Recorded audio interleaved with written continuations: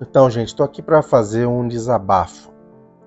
Tem uma questão pessoal, mas tem um contexto, obviamente, global do momento que a gente está vivendo no Brasil e, por que não dizer, no mundo. Eu peço que vocês assistam até o final. Eu e um dos meus irmãos rompemos o diálogo essa semana.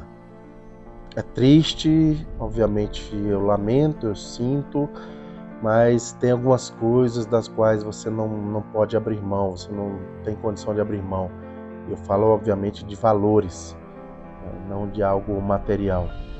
Esse meu irmão tem espalhado um vídeo mentiroso sobre o PT, um vídeo que já foi desmentido inúmeras vezes ao longo dos últimos 15, 20 anos, e ele tem espalhado para várias pessoas um vídeo sórdido, canalha, que inclusive foi produzido por um site que é financiado pela corrupção do governo Bolsonaro. Eu fui cobrá-lo sobre isso, protestei, mas com palavras duras, mas sem xingamento, nada.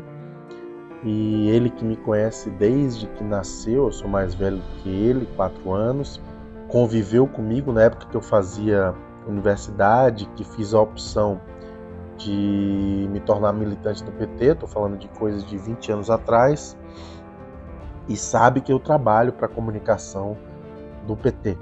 Sabe que tenho relação profissional também, além de ter sido uma escolha de vida pessoal minha lá atrás. E ele poderia, obviamente, ter me consultado sobre isso. Ele tem a liberdade para isso, não tem nenhum problema. Poderia ter me consultado e ter perguntado o que é que tem de verdade, o que é que tem de mentira nesse vídeo, enfim, nessa história, nesse episódio aí, nesse assunto. Mas não, ele simplesmente saiu espalhando e mandou inclusive no grupo da família, onde está minha filha, onde estão outros irmãos, onde está minha irmã, meu pai. E eu não estou nesse grupo porque eu evito discutir política com a minha família, sempre evitei, tentei sempre separar minha militância das relações familiares, mas enfim, por casualidade não estou nesse grupo.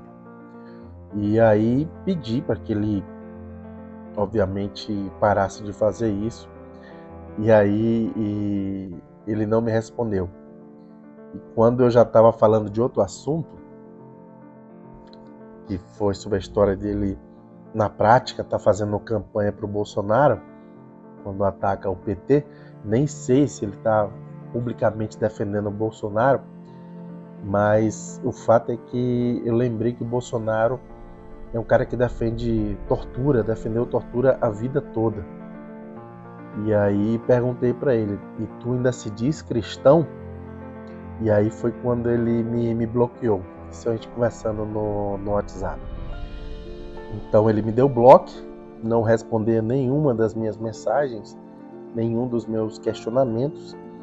E ele fez isso, ele não me respondeu porque não tem o que responder.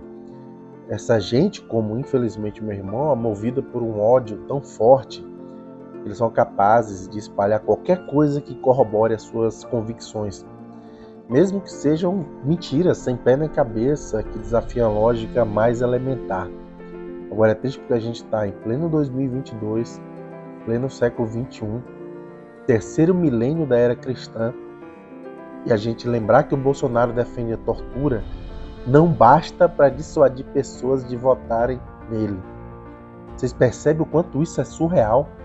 A gente dizer que uma pessoa, mostrar para a pessoa que ele defende tortura, e mesmo assim as pessoas conseguem ainda justificar, conseguem encontrar uma razão, e no caso a maioria das razões é o ódio ao PT, e essas pessoas escolhem votar num cara que tem como ídolo público, isso é um fato público, nada mais nada menos do que ao Carlos Alberto Brilhante Ustra, que é um torturador notório. O Bolsonaro fez questão de dedicar o seu voto no impeachment contra Dilma em 2016 ao Brilhante Ustra, e o Brilhante Ustra, que foi denunciado por vítimas dele de tortura, mulheres que foram torturadas, mulheres e homens, uma das coisas que ele fazia era estuprar mulheres colocando ratos vivos nas vaginas das suas vítimas, dessas mulheres. E pior, fazia isso na frente de crianças, na frente dos filhos e filhas pequenos dessas mulheres. Tem caso dessas crianças que, quando se tornaram adultos, se suicidaram. Simplesmente não conseguiram suportar a lembrança, a imagem do terror que presenciaram. Quer dizer, e tem gente capaz de votar no Bolsonaro. Só que tem 1 milhão de coisas mais, tudo que ele fez de 2019 para cá, enfim, e não é suficiente para dissuadir as pessoas de votarem nesse cara. Então, assim, eu digo com muita tranquilidade, eu não tenho disposição, não tenho vontade nenhuma de manter qualquer tipo de relação com gente que, sabendo de tudo isso que o Bolsonaro representa, tudo isso que ele fez e faz, ainda tem disposição para votar nele, seja por qualquer argumento, até porque não existe argumento defensável para se votar no Bolsonaro que não seja o ódio cego. E aí, de pessoas que se dizem cristãs, pura hipocrisia, demagogia. Então, não tenho disposição nenhuma, de forma alguma, e pode ser quem for, até irmão meu, assim, lamento esse episódio com meu irmão, que está me trazendo a gravar esse vídeo aqui, mas não tenho disposição nenhuma, deixo registrado aqui, porque gente que é capaz de votar no Bolsonaro, sabendo quem ele é, quer dizer, não é por falta de informação. Em 2018, muita gente poderia alegar, e certamente acabou sendo movida pela desinformação. Não conheceu o passado de Bolsonaro, etc. Agora não tem mais desculpa. Então, eu tenho um caso na minha família do meu pai, que votou no Collor, votou no FHC 2 vezes, votou no Serra, votou no Alckmin em 2006, e só em 2010 que decidiu votar no PT, na Dilma, porque viu o que o Lula fez pelo país. Quer dizer, meu pai, que tem 71 anos, e nunca foi para a universidade, nunca leu sobre política, nunca teve relação próxima com militantes de esquerda, ele foi capaz de ver a realidade. Quando ele entrou na política, ele se deparou com pessoas que defendiam os valores que ele defende, e essas pessoas eram exatamente militantes de esquerda, militantes do PT, militantes do MST, sindicalistas, lideranças comunitárias pobres, de favelas, de bairros populares, que defendiam os valores que ele defende e que, obviamente, cobravam as políticas públicas que a esquerda defende, que estão envolvidas nas lutas que a esquerda toca, nas bandeiras que a esquerda impunha. Então, quer dizer, meu pai conseguiu evoluir, mas meu irmão, que foi para a universidade, que conviveu comigo, morava comigo quando eu fazia universidade e comecei a militar no movimento estudantil, não conseguiu ter isso. Eu lamento, enfim, o futuro vai dizer o que vai acontecer na nossa relação, mas eu, com muita tranquilidade, sem ter disposição nenhuma de manter qualquer tipo de relação com quem ainda consegue votar em Bolsonaro em 2022. Quer dizer, a gente tem pessoas esclarecidas, como o caso do meu irmão, aliás, supostamente esclarecidas, que são capazes de fazer campanha para um cara que é defensor público da tortura e tem como ídolo um torturador, e que ainda por cima, nesses últimos anos, se revelou, assim, tem 1 tonelada de provas e evidências, indícios, que mostram que ele ou é um chefe de milícia ou é alguém que tem relação com milícia diretamente. A gente vai descobrir isso no futuro. E quer dizer, crime organizado.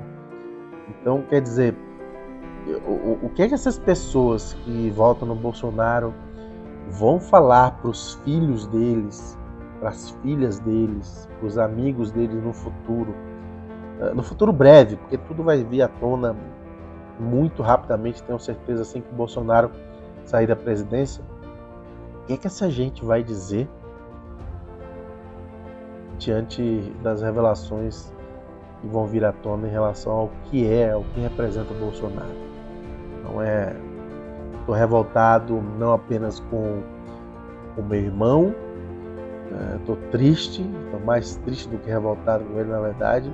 Estou revoltado e indignado com o que o Brasil se tornou enquanto país, porque a gente teve mais de 51 milhões de pessoas votando por Bolsonaro poucos dias atrás, e outras tantas vão se somar a essa votação no próximo dia 30. Muito triste o que a gente virou como país, como nação, como sociedade. Mas eu não abro mão dos meus valores, e a dignidade humana, o respeito à dignidade humana é um dos principais valores, e eu não posso não posso vacilar, não posso hesitar em nenhum momento em ter qualquer tipo de relação com gente que não respeita o mínimo de valores relativos à dignidade humana. Um abraço e votem com consciência. Não tem outra opção nessa eleição, é voto no Lula, é voto 13.